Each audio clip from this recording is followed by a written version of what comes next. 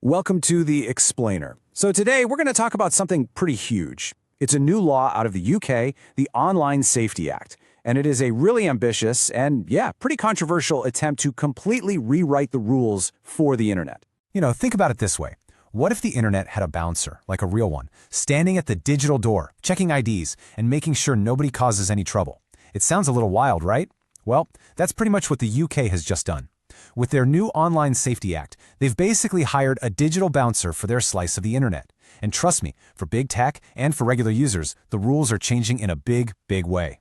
All right, so let's get into it. What exactly is this new digital rulebook? And maybe more importantly, who's on the hook to follow these new rules? So, the Online Safety Act, or OSA for short, it's a huge piece of lawmaking. The main idea is to make online platforms, and we're talking about everyone, social media giants, search engines, you name it, even pornographic sites, take real responsibility for the content they host. But here's the kicker. Its reach is global. It doesn't matter if your company is based in California or Tokyo. If people in the UK can access your service, you have to follow these rules, period. Now, this isn't happening all at once. You can't just flip a switch on something this big. The UK's regulator, Ofcom, is phasing it in. The first big deadline is early 2025. That's when the rules about illegal content kick in. Then, just a few months after that, the really strict child safety stuff starts. The plan is for the whole thing to be up and running by early 2026. So when you strip it all away, the law really boils down to two massive new jobs for these online platforms. Two core duties that they absolutely have to get right. Okay, so job number one, they have to go after illegal content for everybody. We're talking about things like terrorism, fraud, hate speech. They have to find it and get rid of it. But then there's job number two, and this is a really huge part of the act. They have a special duty to protect kids from stuff that might be harmful, even if it's not technically illegal for an adult to see. Think pornography or content that encourages self-harm. So how do you make these giant companies listen? Well, you hit them where it hurts, their wallet. And the UK is not messing around here. The fines are massive. We're talking up to £18 million or 10% of their global annual revenue, whichever one is bigger. For a company like Meta or Google, that's not millions, that's billions. This law has serious, serious teeth.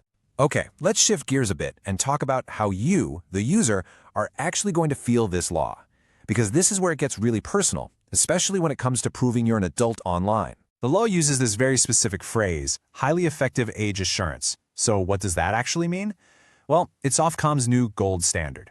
It means that whatever system a site uses to check your age, it has to be really, really good. It has to be robust, accurate, and not something a clever teenager can just, trick. And this is a total game changer. You know that little box where you just type in a fake birthday? Yeah, that's over. That is officially not good enough anymore. Instead, we're talking about much more serious methods. Things like uploading a photo of your ID and then taking a selfie to prove it's you, or using AI that estimates your age from your face. Even credit card verification is on the table. The old ways are out. So, a law like this sounds powerful in theory, but what happens when it actually meets the real world? Let's dig into the immediate impact, the consequences, and the pushback. Wow. Okay, the effect was instant and it was huge. The moment these new age checks started, traffic to major adult websites in the UK just fell off a cliff. It was cut almost in half, overnight. We're talking a drop from about 3.6 million daily visits down to 1.9 million. It couldn't be clearer. People were really not okay with these new checks. So if people weren't going to those sites directly, what were they doing? They were finding a workaround, and that workaround was VPNs. Demand for these services, which basically hide your location, just exploded. I mean, we saw reports of demand skyrocketing by more than 1,300%.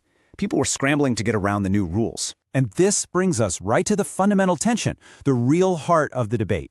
Even the government's own guidance says it perfectly. The goal is to confirm age without compromising identity. But is that even possible?